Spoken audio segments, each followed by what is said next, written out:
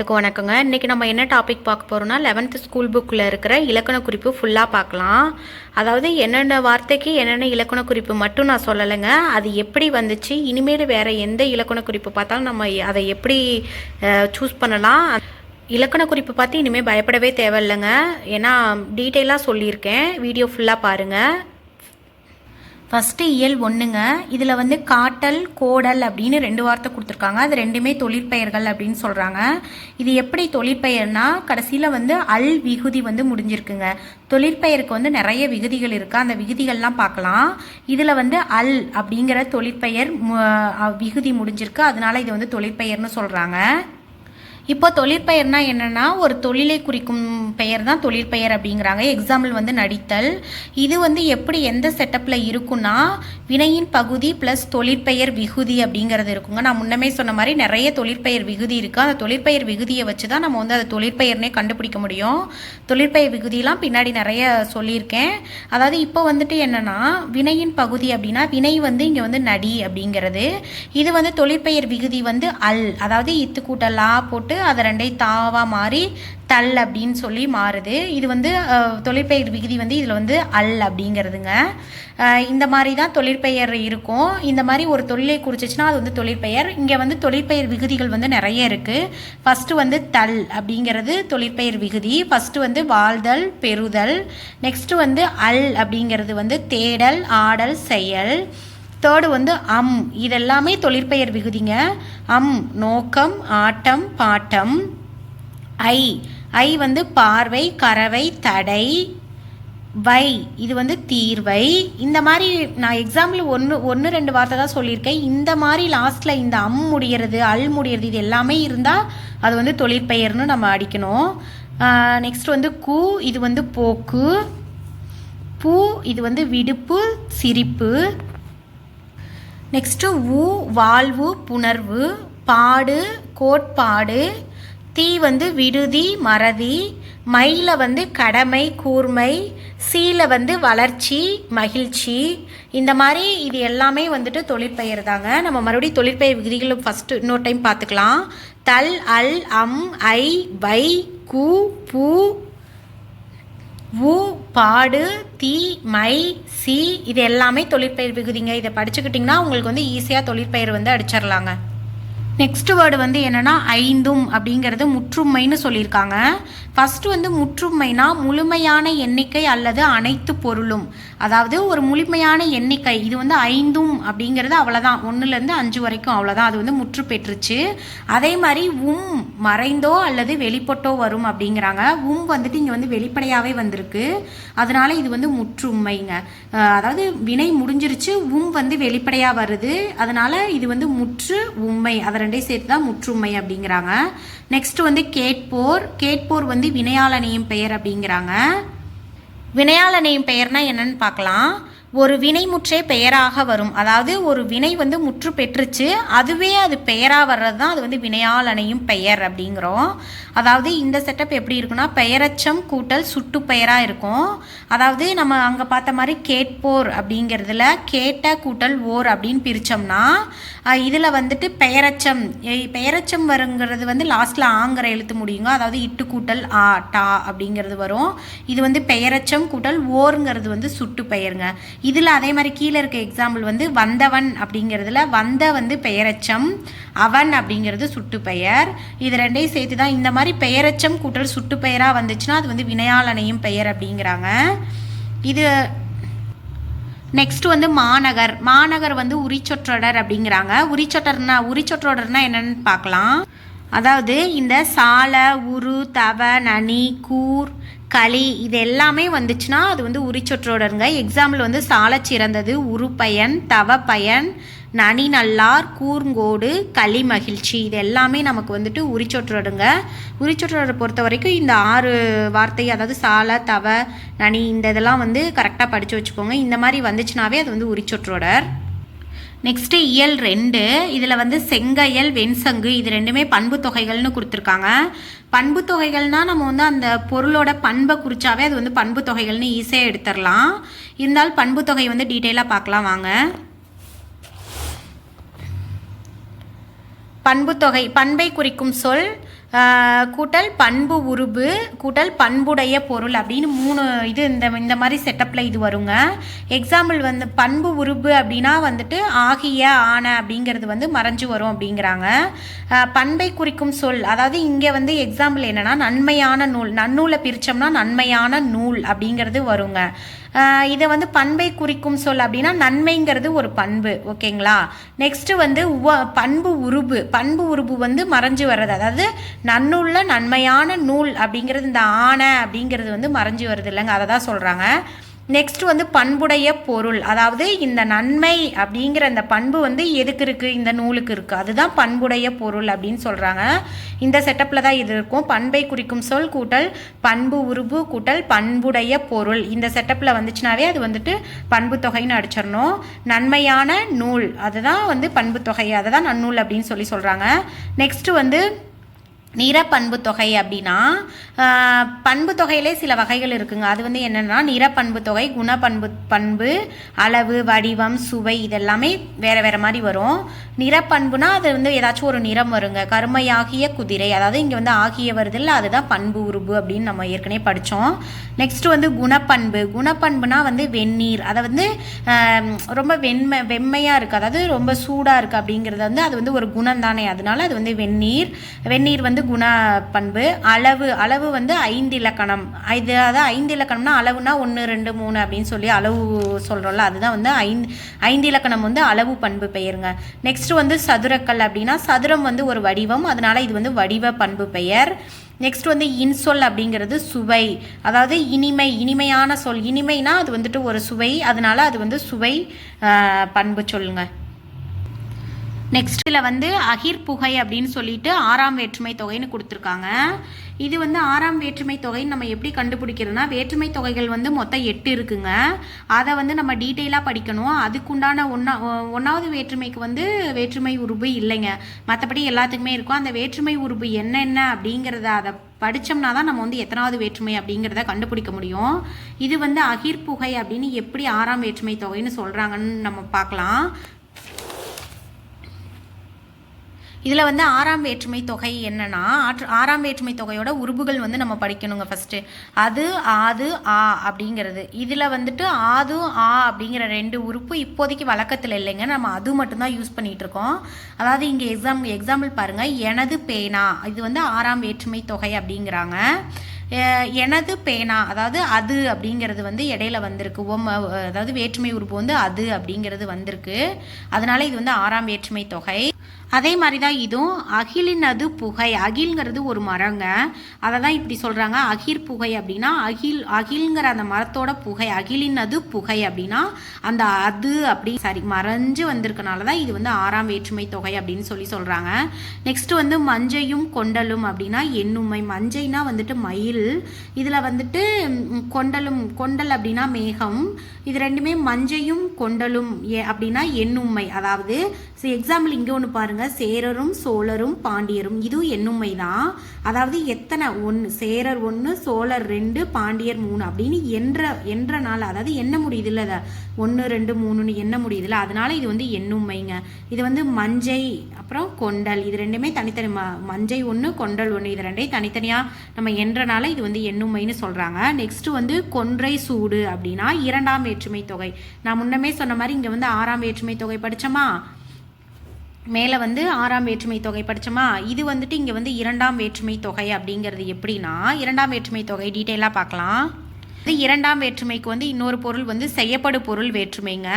செய்யப்படு பொருள் வேற்றுமை, அதாவது 2ஆம் வேற்றுமை உருபு வந்து என்னென்னா ஐ, இந்த ஐ வந்துட்டு வெளிப்படையாக வந்துச்சுன்னா அது வந்துட்டு வேற்றுமை விரிங்க, இந்த ஐ வந்து மறைஞ்சு வந்துச்சுன்னா அது வந்து வேற்றுமை தொகை அப்படின்னு சொல்லுவோம். இந்த எக்ஸாம்பிள் பாருங்கள், கண்ணன் மரத்தை தூக்கினான் அப்படின்னா இந்த இத்து கூட்டல் ஐ, இது வந்து தை, இங்கே வந்து வெளிப்படையாக வருதுல்ல, இது வந்து வேற்றுமை விரின்னு சொல்லுவோம்.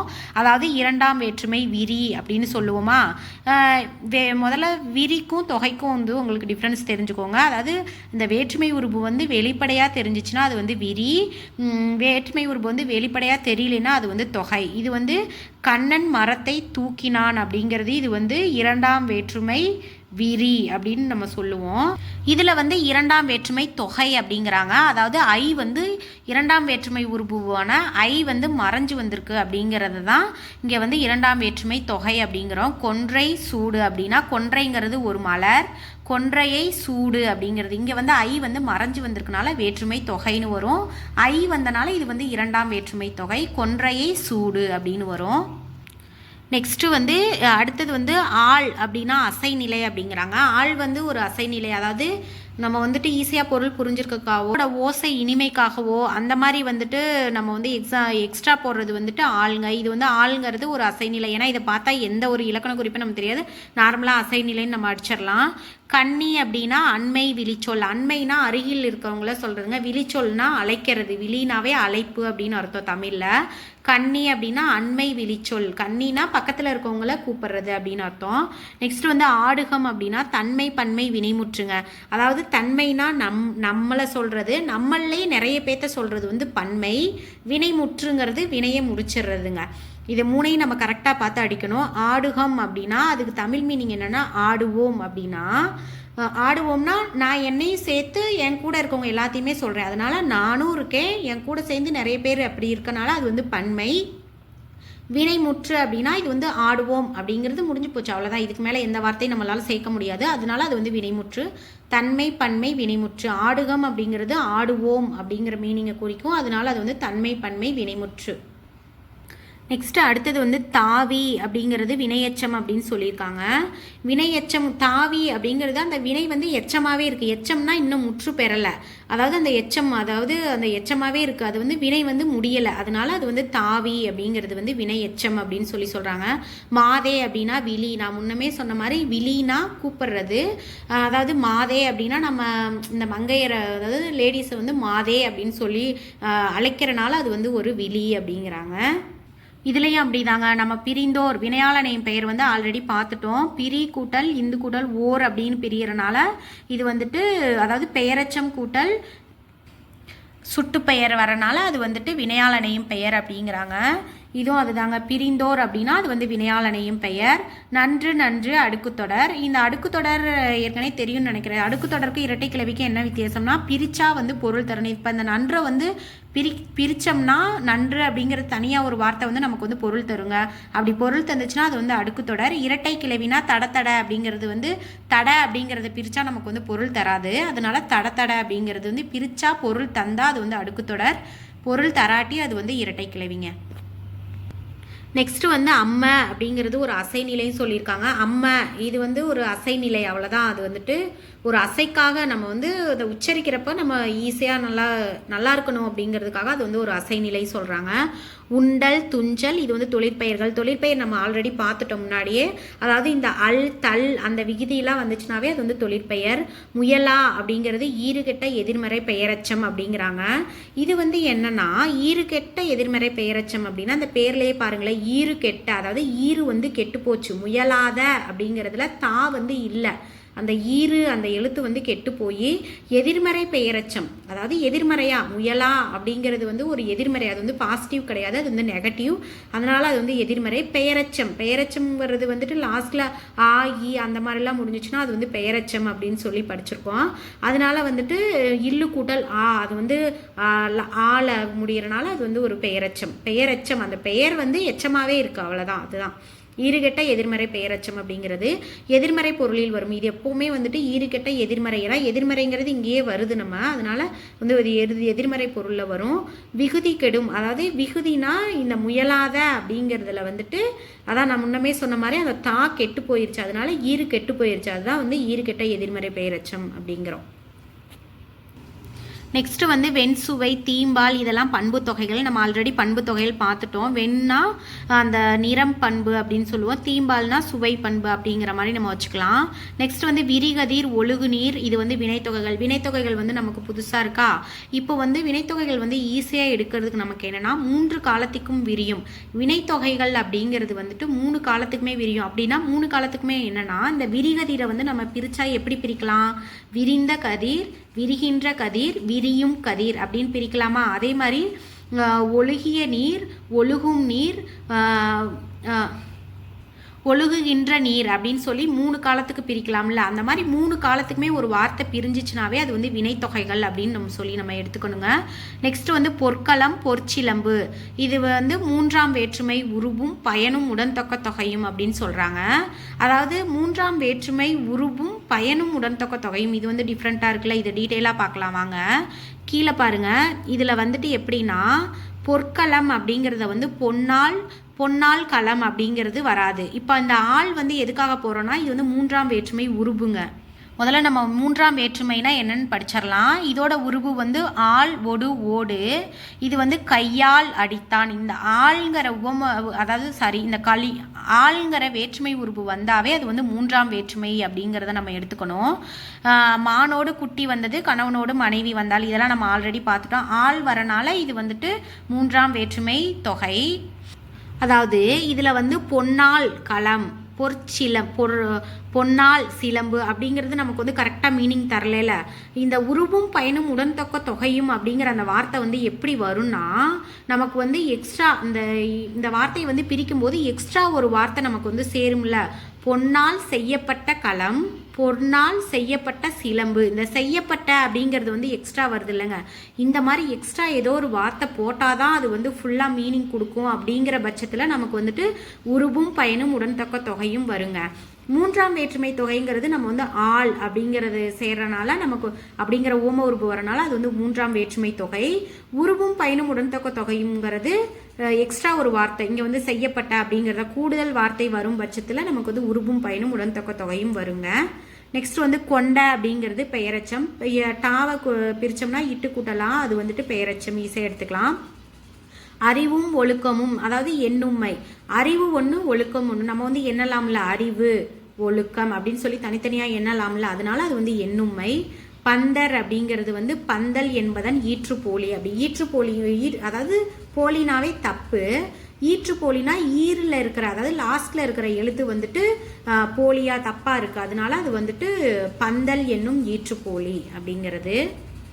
நெக்ஸ்ட் இதில் வந்து மலிந்த, மண்டிய, பூத்த, பொலிந்த, இது எல்லாமே பெயரச்சங்கள் அப்படிங்கிறாங்க. லாஸ்ட்ல எல்லாமே ஆ வரும், அதனால இது வந்து பெயரச்சங்கள். இடன் அப்படிங்கிறது ஈற்றுப்போலி. நான் முன்னமே சொன்ன மாதிரி இடம் அப்படின்னு வர்றது இடன் அப்படின்னு வந்திருக்கு. லாஸ்ட்ல ஈரில் இருக்கிற இது வந்து தப்பா இருக்கு, அதனால வந்து ஈற்றுப்போலி. பெரும் புகழ், தெண்டிரை, இது ரெண்டுமே பண்பு தொகைகள். பெருமை கூட்டல் புகழ், தென்மை கூட்டல் திரை அப்படின்னு சொல்லி பிரிக்கலாம். இது ரெண்டுமே பண்பு தொகைகள். பொன்னகர் அப்படின்னா 2ஆம் வேற்றுமை உருவும் பயனும் உடன்தொக்க தொகையும். நான் முன்னாடியே சொன்ன மாதிரி பொன்னை உடைய நகர். உடைய அப்படிங்கிற எக்ஸ்ட்ரா அந்த வார்த்தை வரனாலேயே இது வந்து உருவும் பயனும் உடன்தொக்க தொகையில் வந்துடும். பொன்னை அப்படிங்கிறது வந்து வந்து 2ஆம் வேற்றுமை உருவு, அதனால இது வந்து 2ஆம் வேற்றுமை உருவும் பயனும் உடன்தொக்க தொகையும் அப்படிங்கிறாங்க. மாநகர் உருப்பகை, இந்த இது நான் ஆல்ரெடி 6 சொன்னல, சால, தவ, நனி, கடி, அதெல்லாமே வந்துச்சுன்னா அது வந்து உரிச்சொற்றொடர். தானமும் ஒழுக்கமும், அதுக்கப்புறம் தவமும் ஈகையும், இது எல்லாமே தனித்தனியாக எண்ணலாம்ல, அதனால அது வந்து எண்ணுமை. நெக்ஸ்ட் இதில் வந்து மாண்ட தவளை கொடுத்துருக்காங்க. இது வந்து பெயரச்சம். இட்டு கூட்டல் ஆட்டா, அது வந்து ஆவறனால பெயரச்சம். நெக்ஸ்ட் இதில் வந்து சுடுகாடு, கொல்புலி, குறைக்கடல், இது எல்லாமே வினைத்தொகைகள் அப்படிங்கிறாங்க. வினைத்தொகைகள்னால் முன்னாடியே சொன்ன மாதிரி 3 காலத்துக்குமே விரியணும். சுடுகாடு அப்படின்னா சுட்ட காடு, சுடுகின்ற காடு, சுடும் காடு. அதே மாதிரி குறைக்கடல் அப்படின்னா குறைத்த கடல், குறைக்கின்ற கடல், குறையும் கடல் அப்படின்னு பிரிக்கலாம். அதனால 3 காலத்துக்குமே விரியறனால இது வந்து வினைத்தொகை. நல்லாடை அப்படிங்கிறது பண்பு தொகை. இதில் வந்து என்னென்ன கொடுத்துருக்காங்கன்னா ஓதுக, பேசிடுக, ஆள்க, வாலிய, இது எல்லாமே வியங்கோல் வினைமுற்று. வியங்கோல் வினைமுற்று இது வந்து ஈஸியாக எடுத்துக்கலாம். கா அப்படிங்கிறது வந்து லாஸ்ட்டில் முடிஞ்சிச்சுனாவே அது வந்து வியங்கோல் வினைமுற்று. வாலிய அப்படிங்கிறதுலாம் வியங்கோல் வினைமுற்று. அலைகடல் அப்படிங்கிறது வினைத்தொகை. வினைத்தொகை வந்து 3 காலத்துக்கு விரியும், அதை பார்த்துக்கணும். தமிழ் கவிஞர் அப்படின்னா இருபெயரொட்டு பண்பு தொகை. இதில் வந்து இருபெயரொட்டு பண்பு தொகை அப்படின்னா தமிழ் கவிஞர் வந்து இருபெயரொட்டு பண்பு தொகை அப்படிங்கிறாங்க. இங்கே வாங்க எப்படின்னு பார்க்கலாம். ஃபஸ்ட்டு வந்து ஆகிய ஆன வந்து மறைந்து வரும். தமிழாகிய கவிஞர் இல்லைனாட்டி தமிழான கவிஞர் அப்படிங்கிறது வந்துட்டு தமிழை தான் நம்ம வந்து கவிஞர் அப்படின்னு சொல்கிறோம். அதனால வந்துட்டு இது வந்து சிறப்பு பெயர் ஒன்று, பொது பெயர் ஒன்று. கவிஞர் அப்படிங்கிறது வந்து பொது பெயர். கவிஞர் வந்து எந்த கவிஞர் வேணாலும் இருக்கலாம். அதே மாதிரி தமிழ்ங்கிறது சிறப்பு பெயர். அதாவது ஒரு சிறப்பு பெயரும் ஒரு பொது பெயர் 2 பெயரும் வந்து சேர்ந்து வரனால அது வந்து இருபெயரொட்டு பண்பு தொகை அப்படின்னு சொல்கிறோம். அது ரெண்டுமே பண்பை தான் குறிக்குது, அதனால பண்பு தொகை. பேரன்பு, நெடுங்குன்று இது ரெண்டுமே பண்பு தொகைகள்.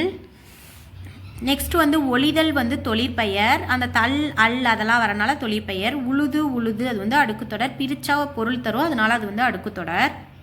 நெக்ஸ்ட் வந்து துய்த்தல் அப்படின்னா தல் விகுதி வரனால தொழிற்பெயர். ஒரிய சொல்லிசை அளபடை.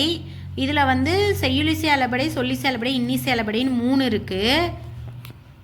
இது வந்து ரொம்ப முக்கியம்தான். அதை வந்து டீட்டெயிலாக பார்க்கலாம். முதல்ல சார்பெழுத்தில் 10 வகைகள் இருக்குங்க. அந்த 10 வகையில் வந்து ஒரு வகை தான் உயிரளபடை. அந்த உயிரளபடையில் தாங்க 3 அளபடை இருக்குது. அது வந்து என்னென்னா செய்யுளிசை அளபடை, இன்னிசை அளபடை, சொல்லிசை அளபடை. இந்த செய்யுளிசை அளபடைக்கு தான் இசை நிறை அளபடை அப்படிங்கிற இன்னொரு பேர் இருக்கும். வார்த்தை வந்து இந்த செய்யுளிசை அளபடை எப்படி ஈஸியாக கண்டுபிடிக்கணும், வார்த்தை வந்து ரொம்ப சின்னதாக இருக்கும், 2 அசையாக மட்டும்தான் வரும். படா, அ, ஓதல் அப்படிங்கிறது இதெல்லாமே செய்யுளிசை அளபடை. இன்னிசை அளபடைங்கிறது வந்து குறில் நெடிலா மாறி அளபெடுக்கும். அதாவது கெடுப்பதும் அப்படிங்கிறது கெடுப்பதூவும் அப்படின்னு வரும். இந்த மாதிரி இது பெருசாக இருந்துச்சுன்னா இது வந்து இன்னிசை அளபடை. நெக்ஸ்ட் வந்து சொல்லிசை அளபடைனாவே அது வந்து ஈ வருங்க. உரநிசை ஈ, குடிதலி ஈ வந்தாவே அது வந்து சொல்லிசை அளபடைன்னு வச்சுக்கோங்க. அந்த குறில் வந்து நெடிலா மாறி அழகு எடுத்துச்சுன்னா அது வந்து இன்னிசை அளபடை. இந்த சின்னதாக, அதாவது வார்த்தை வந்து ரொம்ப சின்னதாக 2 அசையாக மட்டும் வந்துச்சுன்னா அது வந்து செய்யுளிசை அளபடை. இது வந்து ரொம்ப முக்கியம், பார்த்து வச்சுக்கோங்க. நமக்கு இதில் வந்து ஒரிய அப்படிங்கிறதுல வந்து ஈ வரனால அது வந்து சொல்லிசை அளபடை. புகழ் பண்பு அப்படிங்கிறது வினைத்தொகை. இது வந்து புகழ் அப்படிங்கிறது 3 காலத்துக்குமே விரியும், அதனால வினைத்தொகை. நன்னாடு பண்பு தொகை. மருண்டனன் அப்படிங்கிறது தன்மை ஒருமை வினைமுற்று. அதாவது மருண்டனன் அப்படின்னா நான் மருண்டேன், அதாவது மருண்டேன்னா நான் பயந்துட்டேன் அப்படின்னு அர்த்தம். தன்மை நான் என்னை தான் சொல்கிறேன், நான் ஒருத்தர் தான், அதாவது வினை முற்று பெற்றுச்சு, அதனால தன்மை ஒருமை வினைமுற்று. மருண்டனன் அப்படிங்கிறது தன்மை ஒருமை வினைமுற்று. நெக்ஸ்ட் வந்து ஒடியா அப்படிங்கிறது ஈறுகட்ட எதிர்மறை பெயரச்சம். அதாவது ஒடியாத அப்படிங்கிறதா அந்த ஈறு கெட்டு போய் எதிர்மறையாக ஒரு பெயரச்சம் வருது, அதுதான் வந்துட்டு ஒடியாத அப்படிங்கிறத ஈறு கெட்டுனால அது வந்து ஒடியா அப்படிங்கிறது ஈறுகட்ட எதிர்மறை பெயரச்சம். நெக்ஸ்ட் வந்து கற்றேன் அப்படிங்கிறது தன்மை ஒருமை வினைமுற்று. தன்மை கற்றேன்னா நான் என்னை தான் சொல்கிறேன், ஒருமை நான் ஒருத்தி தான். நெக்ஸ்ட் வந்து வினைமுற்று, அந்த வினை வந்து முற்று பெற்றுச்சு, அவ்வளோதான். கற்றேன்கிறது தன்மை ஒருமை வினைமுற்று. உடை அணிந்தேன் அப்படிங்கிறது உடையை அணிந்தேன் அப்படிங்கிறது 2ஆம் வேற்றுமை தொகை. அதாவது தொகைன்னு இங்கே வரனால இந்த வேற்றுமை உறுப்பு வந்து மறைஞ்சு வந்திருக்கு, ஐ வந்து மறைஞ்சு வந்திருக்கு. உடையை அணிந்தேன் அப்படின்னு வரும், ஐ வந்தனால 2ஆம் வேற்றுமை தொகை. உரைத்தாய் அப்படிங்கிறது முன்னிலை ஒருமை வினைமுற்று. உரைத்தாய் அப்படிங்கிறது நான் எனக்கு முன்னாடி இருக்கவங்கள சொல்கிறேன், அவங்க வந்து ஒருத்த தான், அதனால அது வந்துட்டு முன்னிலை ஒருமை வினைமுற்று. வினை வந்து முற்று பெற்றுச்சு, முன்னிலை ஒருமை வினைமுற்று உரைத்தாய் அப்படிங்கிறது. நெக்ஸ்ட்டு கடிநகர் சாலத்தகும், இதில் எல்லாமே வந்து உரிச்சொற்றொடர். இந்த கடி சாலெல்லாம் வரனால உரிச்சொற்றொடர். உருட்டி அப்படிங்கிறது வினை எச்சம். உருட்டிங்கிறது ஒரு வினை, அந்த வினை வந்து எச்சமாகவே இருக்குது, இன்னும் முற்று பெறலை, அது வந்து அதனால அது வந்து வினை எச்சம். பின்னிய முளைத்த இது எல்லாமே பெயரச்சங்கள், லாஸ்ட்டில் ஆ வரனால இது வந்து பெயரச்சங்கள். இளமுகம், நல்லூன், சிறுபுல், பேரழகு, முன்னீர், நன்மணம் இது எல்லாமே பண்பு தொகைகள். இது எல்லாமே ஒரு பண்பை தான் குறிக்குது, அதனால பண்பு தொகைகள். பூக்குலை அப்படின்னா 2ஆம் வேற்றுமை உருவும் பயனும் உடன் தொக்க தொகையும் அப்படிங்கிறாங்க. பூக்குலை அப்படின்னா பூவை உடைய குலை அப்படிங்கிறது, அதாவது 2ஆம் வேற்றுமை உருவு வந்து ஐ வந்திருக்கு, பயனும் உடன் தொக்க தொகைக்கு வந்து உடைய அப்படிங்கிறது வந்து நமக்கு எக்ஸ்ட்ரா வந்திருக்கனால அது வந்து பயனும் உடன் தொக்க தொகையும் பூவை உடைய குலை அப்படின்னு வரும். நெக்ஸ்ட் வந்து ஆசிலா, ஓவா இது எல்லாமே ஈறு கெட்ட எதிர்மறை பெயரச்சம். லாஸ்ட்டில் வந்து ஈறு கெட்டு போய் எதிர்மறையாக ஒரு பெயரச்சம் வந்திருக்கு, அதனால இது வந்து ஈறு கெட்ட எதிர்மறை பெயரச்சம். ஏகுமீன் அப்படிங்கிறது ஏவல் பன்மை வினைமுற்று. அதாவது ஏகுமீன் அப்படின்னா செய்யுங்க அப்படிங்கிற மாதிரி ஒரு அர்த்தம் வரும். ஏகுமீன் அப்படின்னா ஏவல், அதாவது ஏவல் பண்ணுறது, ஒரு விஷயத்த ஒருத்தங்களை செய்ய சொல்லி நம்ம சொல்கிறது. ஏகுமீன் அப்படின்னா நீங்கள் எல்லாருமே செய்யணும் அப்படிங்கிற மாதிரி, அதாவது நிறைய பேர் இருக்காங்க, அதனால அது வந்து பன்மை, வினை வந்து முற்று பெற்றுச்சு, அவ்வளோதான். ஏகுமீன் அப்படிங்கிறது ஏவல் பன்மை வினைமுற்று. பார்த்து பார்த்து, நில் நில், உழுது உழுது இது எல்லாமே அடுக்கு தொடர்கள். வாய்க்கால் அப்படின்னா இலக்கண போலி, முன்பின் தொக்கியது அப்படின்னா வாய்க்காலை வந்து கால்வாய் அப்படின்னு நம்ம சொல்லலாம், வாய்க்கால் அப்படின்னு சொல்லலாம், அதனால தான் முன்பின் தொக்கியது. முன்னாடி போட்டாலும் ஒரே மாதிரி தான் வார்த்தை வரும், பின்னாடி 2ஐயும் மாற்றி போட்டாலும் அதே மாதிரி தான் வரும், அதனால இது வந்து இலக்கண போலி அப்படிங்கிற. இலக்கண போலினாவே தப்பு, நம்ம ஆக்சுவலாக கால்வாய் அப்படி தான் சொல்லணும், நம்ம வந்து மாற்றி வாய்க்கால்னு சொல்லிட்டு இருக்கோம், அதனால அது வந்து இலக்கண போலி. செய்தொழில், அலைக்கடல், வீலருவி இது எல்லாமே வினைத்தொகைகள். இது 3மே 3 காலத்துக்கு விரியும், அதனால இது வந்து வினைத்தொகைகள். மலை, அலை, குகை, முகம் இவை எல்லாமே வந்து உவமை தொகைகள். அதாவது உவமை தொகைனா என்னென்னா உவம உருபு வந்து மறைந்திருக்கும். அதாவது போல போன்ற இது ரெண்டுமே உவம உருபு. உவம உருபு வந்து மறைந்து வந்துச்சுன்னா அது வந்துட்டு உவமை தொகை அப்படிங்கிறோம். இதில் வந்துட்டு மலை போன்ற அலை அப்படின்னும் குகை போன்ற முகம் அப்படிங்கிற அந்த உவம உருபு வந்து மறைஞ்சு வந்தனால அது வந்து உவமை தொகை. நெரு நெரு இரட்டை கிளவி. இரட்டை கிளவி வந்து நெரு அப்படிங்கிறத பிரித்தோம்னா நமக்கு வந்து பொருள் தராது, அதனால அது வந்து இரட்டை கிளவி. புல் புழு இரா பகல் அப்படின்னா உண்மை தொகை. இது வந்து உண்மை தொகை அப்படிங்கிறதுல வந்து வந்து மறைஞ்சிருக்கும். புல்லும் புழுவும் அப்படின்னு நம்ம சொல்லலாம், இரவும் பகலும் அப்படின்னு சொல்லலாம். அதாவது அந்த வந்து மறைந்து வந்துச்சுனாவே அது வந்து உண்மை தொகை அப்படின்னு சொல்கிறோம். வந்து மறைந்து வந்திருக்கணும். நெக்ஸ்ட் வந்து ஏகுதி அப்படின்னா ஏவல் ஒருமை வினைமுற்று. இங்கே வந்து நம்ம மேலே பார்த்தா ஏகுமின் அப்படின்னா ஏவல் பன்மை வினைமுற்று, பன்மை அது வந்து வருது. ஏகுதி அப்படின்னா ஒரே ஒருத்தரை மட்டும் சொல்கிறது, ஏவல் ஒருமை வினைமுற்று. நெக்ஸ்ட் வந்து புழுக்களும் பூச்சியும், அதாவது புழு பூச்சி அப்படின்னு தனித்தனியாக எண்ணலாம் இதை, அதனால அது வந்து எண்ணுமை. தங்குதல் அப்படிங்கிறது அல் வரனால இது வந்து தொழிற்பெயர். ஓகேங்க, இந்த வீடியோ உங்களுக்கு யூஸ்ஃபுல்லாக இருந்திருக்குன்னு நினைக்கிறேன். இதே மாதிரியே அடுத்தது வந்துட்டு நம்ம வேற்றுமை உருபு 1லேருந்து 8 வேற்றுமை உருபு இருக்குங்க. அது வந்து டீட்டெயிலாக படித்தாதான் நமக்கு வந்துட்டு அந்த 2ஆம் வேற்றுமை 3ஆம் வேற்றுமை அதை எல்லாமே நம்ம தெரிஞ்சுக்க முடியும். அடுத்தடுத்த வீடியோவில் நெக்ஸ்ட்டு எனக்கு நான் அப்லோட் பண்ணுறேன். அதே மாதிரி இது 10th 12th எல்லாமே இந்த மாதிரி இலக்கண குறிப்பு பார்க்கலாம், சொல்லும் பொருளும் பார்க்கலாம், அதே மாதிரி கலைச்சொற்கள் எல்லாமே பார்க்கலாம். என்னால் முடிஞ்ச அளவுக்கு நான் வீடியோ எடுத்து சீக்கிரமாகவே அப்லோட் பண்ணுறேன். மறக்காமல் சேனலுக்கு சப்ஸ்கிரைப் பண்ணி சப்போர்ட் பண்ணுங்கள். அதே மாதிரி உங்களுக்கு வேறு என்ன டாப்பிக்கில் வந்து வீடியோ ரெடி பண்ண வேணும் அப்படிங்கிறதையும் சொல்லுங்கள். இந்த வீடியோ உங்களுக்கு யூஸ்ஃபுல்லாக இருந்துச்சா அப்படிங்கிறதையும் கமெண்ட் பண்ணுங்கள். இல்லை நான் இன்னும் கொஞ்சம் டீட்டெயிலாக சொல்லணுமா, ஓரளவு உங்களுக்கு யூஸ்ஃபுல்லாக இருந்துச்சா என்னங்கிறத எனக்கு கமெண்ட் பண்ணுங்கள். நான் அப்போ தான் வந்து ஏதோ சேஞ்சஸ் இருந்தால் பண்ணிக்க முடியும். தேங்க்யூ.